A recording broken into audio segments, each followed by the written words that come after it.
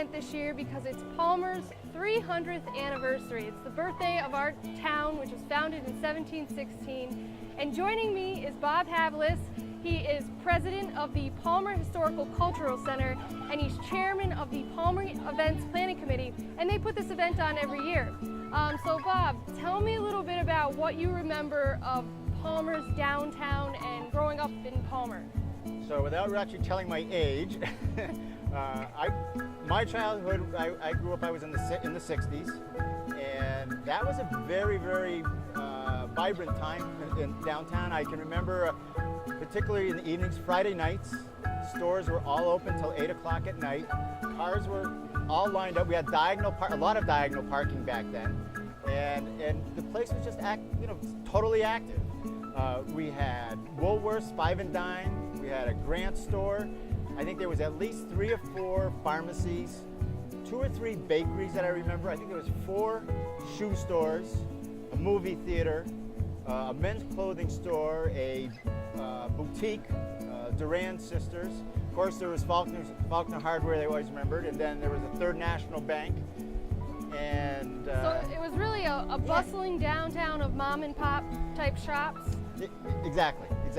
And a lot of mom and pop stores that people from within the community started.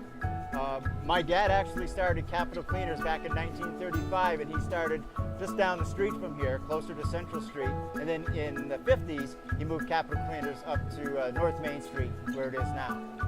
Very interesting. And so you're a graduate of Palmer High School. Yeah. And so you must have attended Palmer High School, which is now Converse Middle School. Correct. Yep.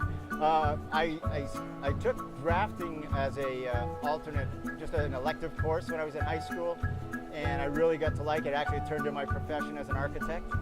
But I can remember one of my designs at the high school was actually to block off Main Street here from Main to actually where we are now, right at the corner of Walnut Street, and just make that a pedestrian mall. And I did that back in 72, something like that. But that was also the same time when the malls were coming back. So the idea wasn't original. It was the Eastfield Mall that came in, and it was the interior mall. And so it was like, all right, so what if we applied that to the outside? I mean, it wasn't realistic, only because this is the main thoroughfare, through the downtown. Yeah. But I tried. So you missed those days when there were small shops and kind of a tight-knit community, but you really spearheaded the efforts with the Palmer Historical Cultural Center and the Palmer Events Planning Committee to kind of bring that community back. Yeah, and economic times have changed, and I can't really say that we're going to bring back the retail centers that the downtowns used to be. I think we all know the reality is that the malls are where a lot of that went. So most downtowns are trying to keep some retail, trying to keep the disposable dollar in town. But part of the problem, and one of the things that happened in the 60s when we had the competition, you had 4 shoe stores, you had 3 pharmacies, you had multiple stores of the same thing.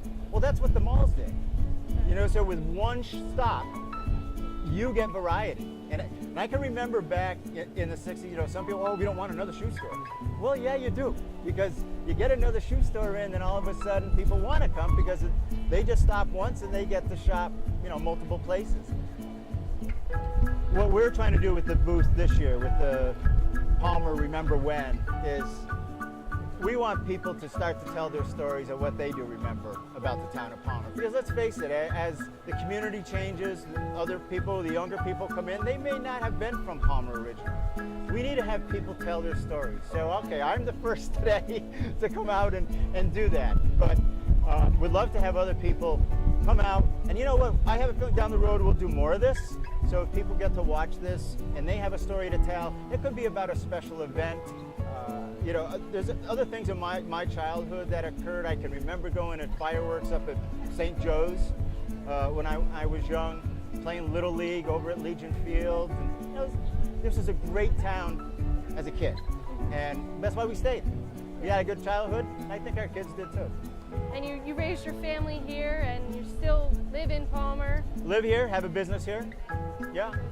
So it was, like I say, it was a great place, and this is kind of giving back, and you know, I have to give a lot of credit to the committee. You know, yeah, my name might be as chair, but there are so many powerful and helpful people on the committee that they're the ones who really make it all really come together. Everybody has a specialty, they all do it, and that's what gets it done.